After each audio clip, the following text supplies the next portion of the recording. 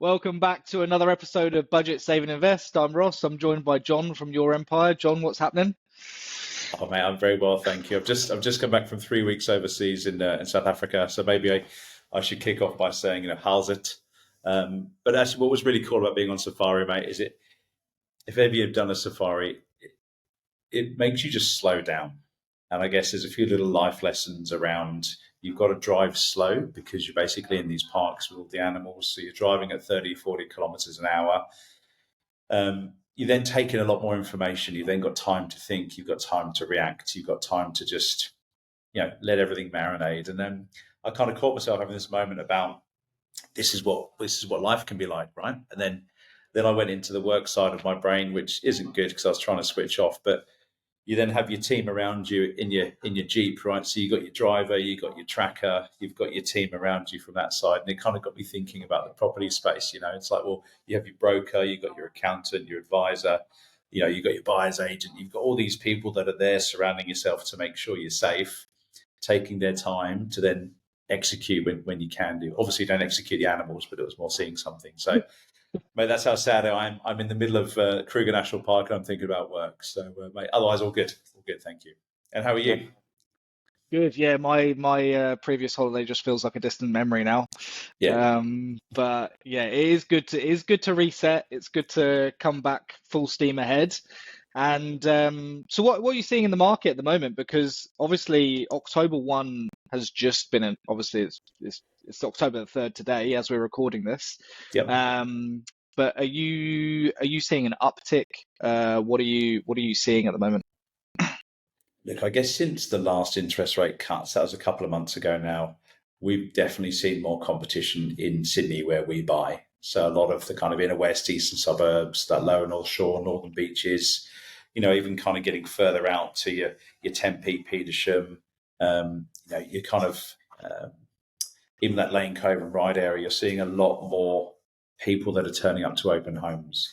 Let's not forget, kind of, property in Australia is a staple from an investment side of things. Whether you're buying a home, whether you're buying an investment, whether you're buying something in your super, it's a tried and trusted vehicle for people to build their wealth. So, as soon as we saw the top end of that interest cycle start to come down, our inquiry level started to go through the roof because these were people that had been speaking to you over the last few years and speaking to their teams, but they couldn't get pre-approval.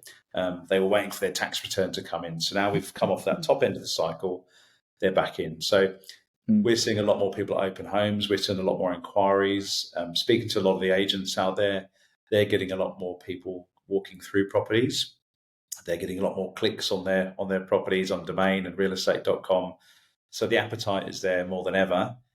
And then, look, personal opinion on my point of view, following kind of that first time home buyer changes, and keen to hear your thoughts on what you're seeing is, for me, just going to pour fuel on the fire. You know, Yeah. we've already have a shortage of property here in Australia. I mean, that's broadly known. Now you're kind of giving more and more people access to get in and increasing their budgets, lowering their barriers to entry around kind of the LMI and deposits and things, which Mm. is a good thing.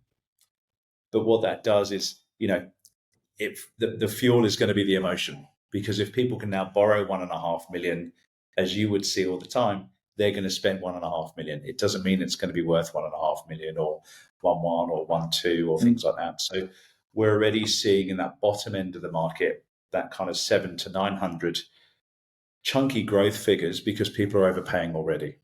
Mm. And so that's going to be interesting. So if you're on the ladder, if you're an investor or you Good. own a home, it's great because your asset's going to go up in value as long as it's the right one. If you're trying to get in, I think you're going to be, battling down some doors. And let's not Yeah. face it. Let's not forget. Sorry, competition is a buyer's kryptonite anyway. Yeah. So competition is great for a vendor because you want competition to give you the highest price. When we represent our clients on the buying side, we want to get the lowest price. So competition is not good for buyers at the moment. Yeah. We've been having this discussion at work, and it's as much as it does trigger this huge influx of buyers, and that's great for business, right? But the problem the problem you have is long term, this creates an inflated price. So what you're going to see is there's lots more competition in that entry level property, drives up the house price, and has a negative effect for people trying to get on the property ladder in the future. Um, and it's great that, the government wants to sell this story as a voting scheme or whatever they want to do to win the next election or whatever they might, but it it doesn't actually help at all. Well, Um, I think I'd be curious, and maybe I think people that tune in to listen to this, mm, because we've seen a lot of headlines about it, but what does it mean to the person on 110 grand a year, 120 grand a year? From what I was reading, I think in the SMH just yesterday, yes, you need a 5% deposit. Yes, they're waiving LMI. You've still got a percentage of stamp duty to pay. But mm, if you wanted to borrow 1.5 million, I think your take home salary had to be kind of over 260, 270 grand, which again isn't average Joe Blow. So, maybe what are the numbers that would have to trigger that you would have to see for a lender yeah. or a bank to be comfortable? So generally speaking, the easy way for mainstream banks to calculate it is 5 times your income, right? So if you're talking 1.5 million, you're going to need 300 grand roughly as a combined income to get up to that top end. And that doesn't take that's someone who earns that has no debt. So I'm talking there's no BMW on the driveway, there's no $1,000 a month repayment on some novated lease, there's no $20,000 credit card, there's no private school for the kids, there's no hex debt. Like you're squeaky clean, making 300 grand a year, and your liabilities are non-existent. Yeah, Um, which is not anyone's circumstance at all. yeah, I very, very rarely, unless they're in FIFO, I very, very rarely have someone who's that middle to higher income earner in that battle bracket of, the middle class, I'd say, where you're working really hard, couple of kids, you're trying to climb the corporate ladder, or you've got a small business that you're operating, and you've finally reached that stage of, oh, I'm earning a bit more money. And unfortunately, a lot of us get caught into that trap of, oh, I'm going to have an Amex card now, or I'm going to have the kids go to private school now, or I'm going to have um, that Lexus that the wife wanted. We're now going to go and get a big loan on it. And it sounds like you're just means speaking from personal experience there, mate. I'm speaking personal experience and most clients, to be honest. The amount of times I'll have a conversation with someone, I'm like, we've got to get rid of this car debt.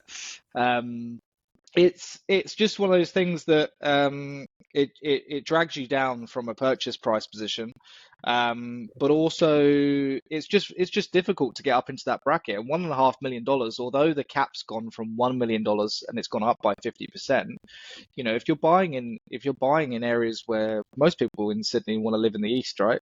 You move to a country like this to be near the beach and all those things, and you're talking a 2 bedroom apartment for $1.5 million, right?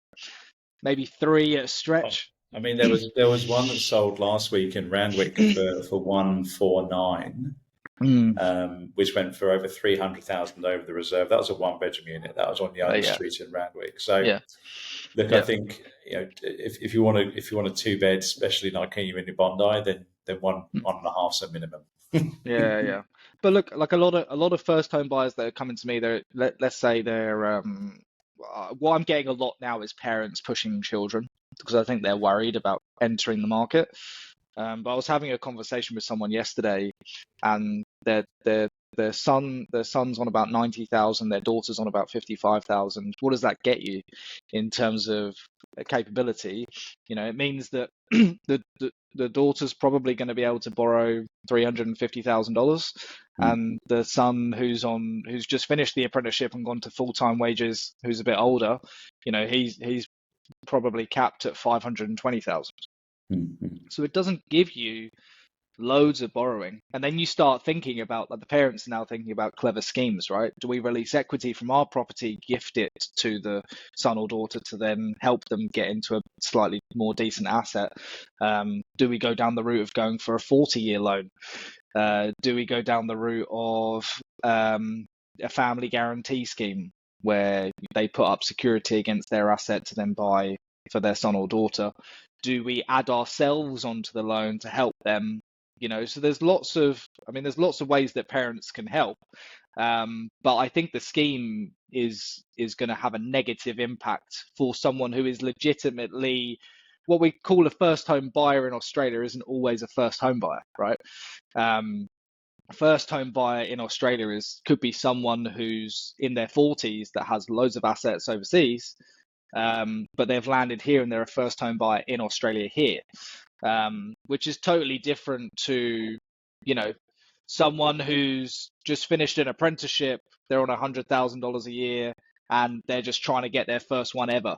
So there's two different people, and it's just opened up a lot more competition. And I think it will probably have a negative impact for people that are just trying to get their first one ever. Yeah.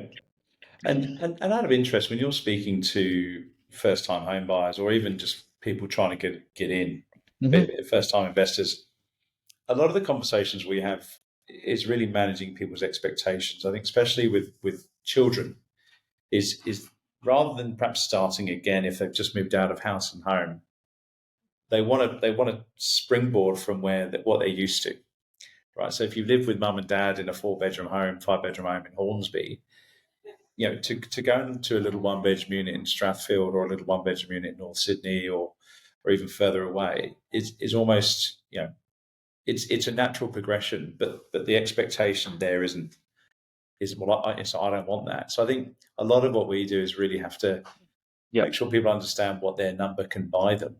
Yeah. And then, correct. I think, you and I are working with two mates that work with each other at the moment, and they're just going to go in together. They're trying to look at ways to go in together to get on the ladder. So I think where there's a will, there's always a way, but it is trying to be a little bit more creative nowadays. I don't think it's as easy, but therefore you've got to think of other ways to get on the ladder, be that, going in with a mate, going in with a family member, parent guarantees, perhaps looking into state, doing the rent vesting bit for a little bit. There's a lot of information out there.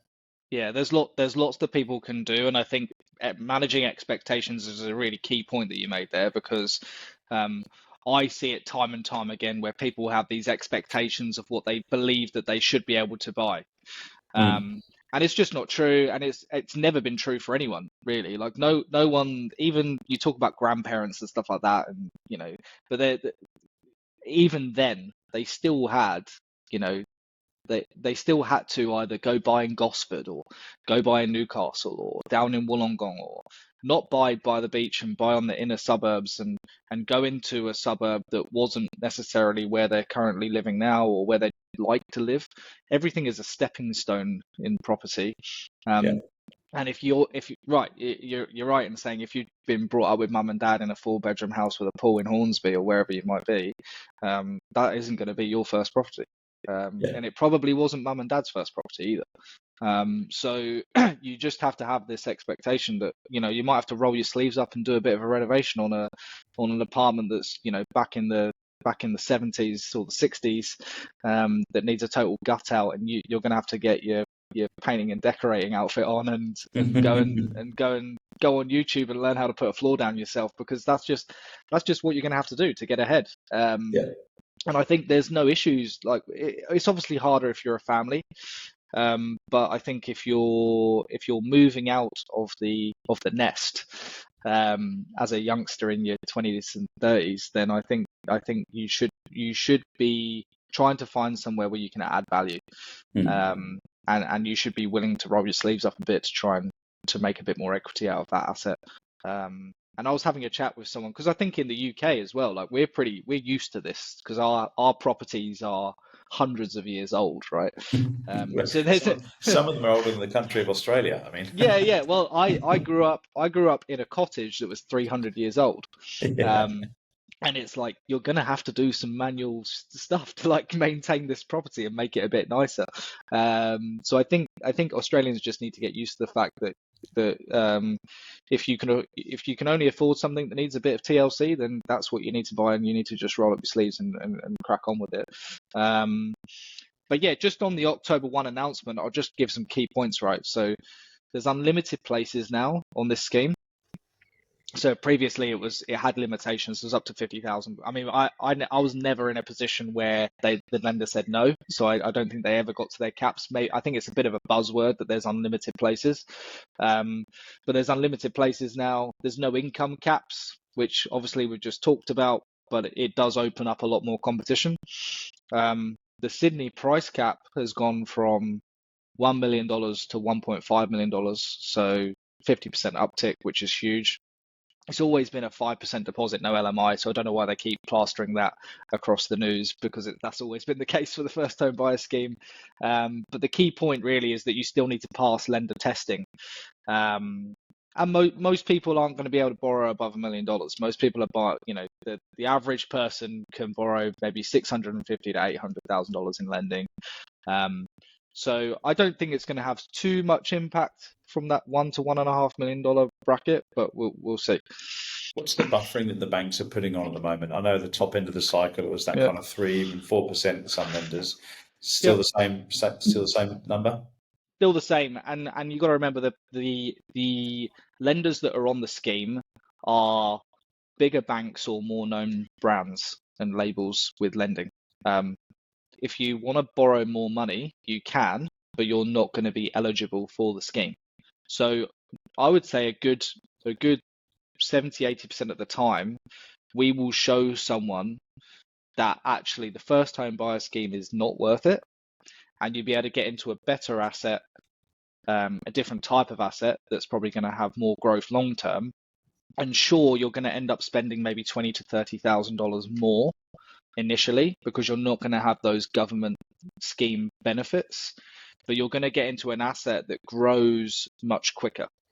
So in the long term, your entry point is going to be a little bit more costly, but you're going to maximize capital growth and probably get stronger yields by being in a better asset than the one that you could have afforded on the scheme, essentially. So there's loads of different options. But what do you think about the scheme as a whole? Do you think buyers should be rushing in, or do you think people should just take a pause on this for a bit? Well, I mean, we've had the same rhetoric for 21 years of helping people buy property, which is, when you can get a mortgage, and people always say, when is the best time to buy property? Mm-hmm. It's when you can get a mortgage, when you can, when you can avoid auction and you're just holding it for a long-term play, right? So it's the same as you were saying, it's a stepping stone. So yes, I think there's a nice little opportunity for people, but it's making sure that they don't jump in with both feet. So just because you can, let's assume that you're able to borrow 1.5. Just because you can borrow that doesn't mean you should pay that. Okay, so still do your due diligence, still get a valuation, get a building report, get a pest report if it's a home, or strata report if it's property. Like, still avoid auctions, still keep those fundamentals in place to make sure that you're buying a good asset. Because to your point earlier on, if it is going to be overinflated with price, a little bit like we saw with COVID, it's going to take a long time for any equity or any growth to happen if you overpay by 100 or 200 grand or 340,000, like we saw the one in Randwick last week. How many years of growth is that? To then actually be able to pull out equity. So I think it's a great opportunity, but as long as you can still be measured and try and curtail the emotion and not overpay, that's going to be a good thing to get on the ladder and think of it as a stepping stone. But I know that when we've been walking around the last few, even during the week and on the weekends, there's a lot of young people out there with mums and dads.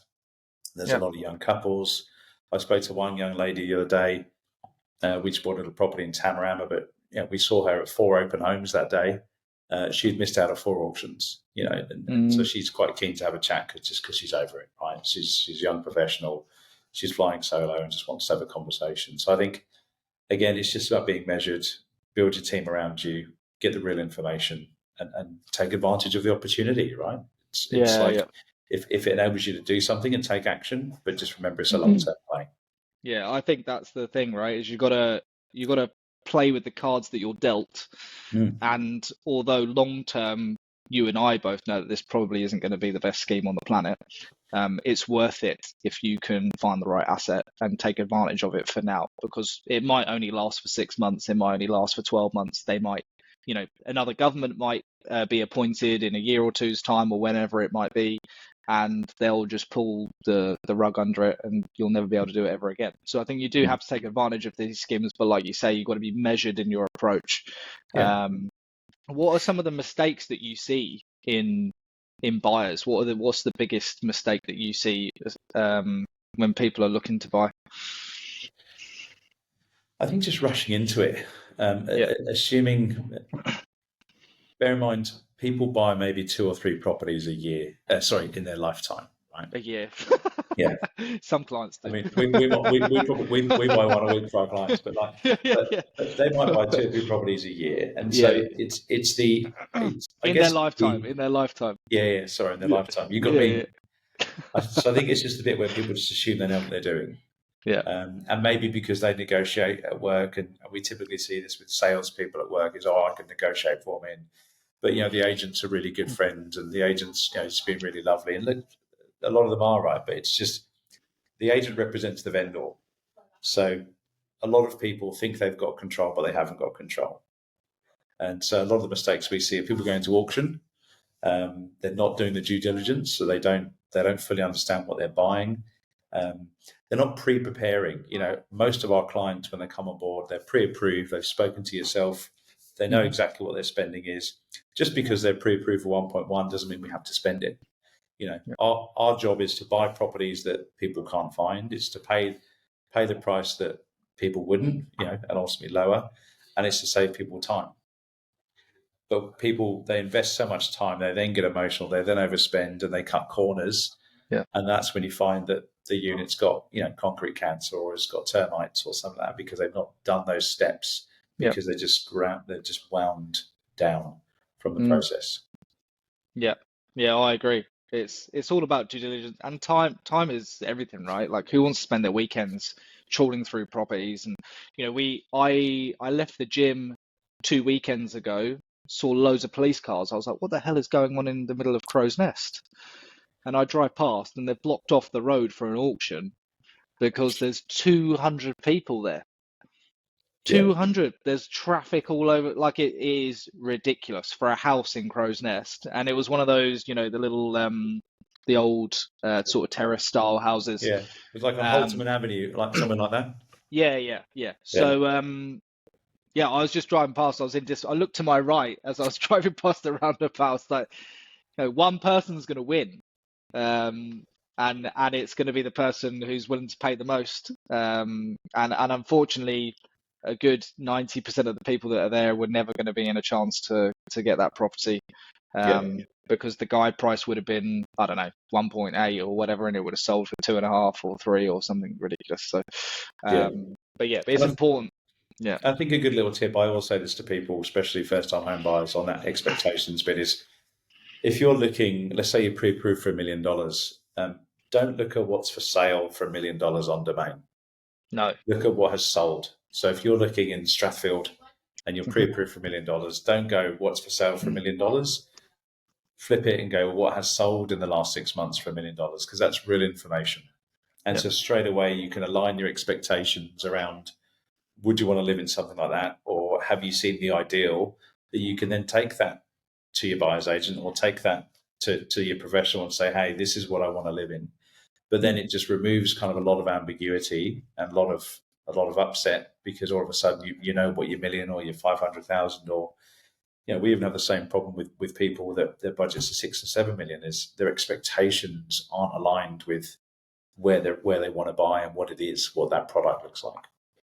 Where would you buy if you had 6 or 7 million? Oh, that's a good question. I like the terraces in Paddington. I love those terraces in Paddington. I Yeah. think they're beautiful, a bit periodic.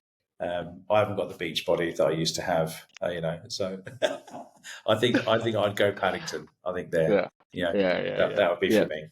Yeah. Yeah. Nice. I And think and, and how about you? look, I'd go up to Palm Beach. Right. Okay. I would. I wouldn't necessarily live in it. It might be an Airbnb holiday home. Yeah. But I do still think that that area is undervalued. You look at some of the houses that you can get up there, and it's like next level. So here's, I mean, to your point earlier on about stepping stones, Mm, most people their average amount. If you're speaking to a first time home buyer, and I can imagine you get a lot of this, hmm Ross, I want to buy my first home. I'm going to live in it for a year, then I'm going to rent it out. yeah. I don't care where it is. They can borrow $1 million. Where would you put $1 million in Sydney, knowing that it's a stepping stone? Yeah, okay. So, well, I think that to a- as we're never going to go above 10 stories, right? So I think that it's going to be an apartment. You do listen to me. You do I do listen. listen to you. I do listen to you. Yeah, yeah, yeah, yeah, yeah. But like a small block, I really like. I don't know, maybe it's just me and my British background, but I do just love older buildings. The new stuff just doesn't. It's like seeing a new Ferrari. I'm like, oh, it doesn't. To me, it's like I'd rather a classic. That's just what my brain's like. But I just think if you're going to buy an apartment, $1 million, I mean, I'd definitely try and get 2 bedrooms if I could. Parking space is a must. But I'd get a fixer upper. I'd get something that needs new tiles on the balcony and a fresh kitchen and a new bathroom, and I'd just do it all. Well, not necessarily do it all myself, but you as you go, you'd plod along and do one thing at a time. Like you'd be amazing what a new floor and a lick of paint does. Yeah, Um, but yeah, I'd be trying to buy as close to the east or probably the northern. For me, I really like the northern beaches. yeah, yeah, I've been trying to get a 2 bed around there, somewhere as close to the water as possible, probably in an older building, low strata fees. That's what I'd be going for. Or or what I'd be doing is I'd be trying to buy the biggest block of land that I could, probably around Box Hill or those sorts of areas. And I'd go one or the other. That's where yeah. I'd go. I'd go where there's larger blocks of land, and I'd try and maximize that as much as possible. I wouldn't be buying in one of these new shiny estates, but I'd be trying to buy land on the outskirts of Sydney, maybe the northwest of Sydney, um, or yeah, like I said, as close to the beach as possible. Yeah, Never go yeah, wrong. agreed. And look, with what we see in the eastern suburbs, and I think that there's a benefit of tenure when you're hmm in an industry. And I think from Yeah, what we see, the prices in the eastern suburbs go, it's kind of undefeated when it comes to long-term capital yeah, growth. it is. Yeah, To your point, near the beach, near the CBD, I joke whenever I talk to people saying, Tourism Australia, the picture of the beach they use is Bondi Beach. So where does everybody want to come? If that's the world's yeah, most marketed beach, probably yeah, up there with the Whitsundays, but you can't live there. yeah, So exactly. I think I'd be with you. And look, I'd even be open to a one bedder. We just bought a one bedder in Waverley hmm for 965 a few weeks ago. Top floor with a balcony, with parking, red brick building. Stone's throw from the beach, probably a 4-minute drive. Yeah. It's going to rent out every day of the week, or you can live in it, have the lifestyle, and then rent it out at a later date. But just enjoy that growth. So I think I'd be lying with you, mate. Near the beach, near the CBD. Yeah, exactly. Right, let's run through some Q&As before we Sure. finish, from our budget save and invest group. So one person's just put here, I've got $100,000 saved. Well done. Um, is it still a good place to buy in Sydney? Or where would you buy in Sydney? Specifically what they said. Well, I think that's a you question, mate. If they've got That is. $100,000 saved, what's the kind of finance you'd be able to get on that? Yeah, I think, look, if you're a first home buyer, you're probably going to be able to, if you've saved that much and you're on an average income, you can probably stretch up to that $700,000 to $800,000 bracket and Yeah. take advantage of the no stamp duty and everything else. If you're if you're not a first home buyer and you're investing, that's probably going to get you something in the region of, with a 10% deposit, you'll pay LMI, capitalized, stamp duty, everything else. You're probably going to get somewhere around the 600 to 650 mark. Okay. So In which case, that's a you question. yeah. Okay. Well, let's just say budget six to eight, right? Yeah. 6 to 800, depending on your hmm lifestyle, your Netflix, Yep. things like that. Yep. But I mean, I think again, if it's me and I'm in the market again, so I'm looking to go again relatively soon to kind of build my portfolio. I'm going to default to location. With property, it's location, location, location. So I would rather a little one bedroom unit in the lower North Shore, eastern suburbs, hmm or in the west because of proximity to water, proximity to the CBD. And then Mm. even if you did need to live in it for a year, it's going to rent out all the time. You know, Yeah. if you want to take a grander picture, like think of New York, think of Singapore, think of London. You know, all the young professionals love to live in the city, in the playground, Yeah. and so it's always going to rent out. So that's what I would Yeah. do. Yeah. Cool. All right. Next question. Is the West still a good bet to invest in? I have another point to add to this question actually, because as places in the East get more expensive, obviously people start their budgets end up a bit more west, right? As we go, and it'll end up going further and further afield.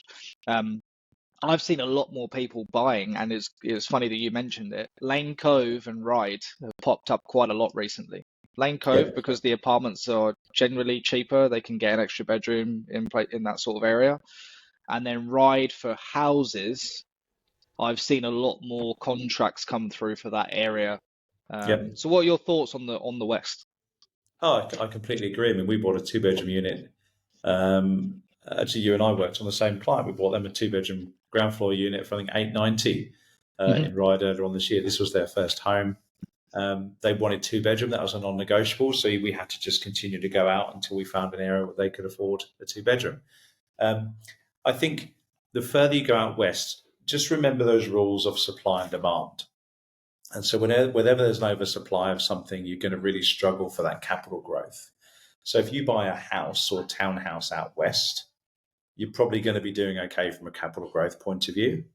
If you're buying in a big, block of, perhaps Meriton apartments where there's thousands and thousands and thousands, you're not going to see that capital growth. You'll probably get some rental income, but know that that's a competitive market. So if you think, and this is probably more low and all short, but if you look at Lane Cove, St Leonard's, yeah, you literally see where the height restrictions go from kind of Crow's Nest to St Leonard's because it's Yeah, almost turned into a mini Hong Kong.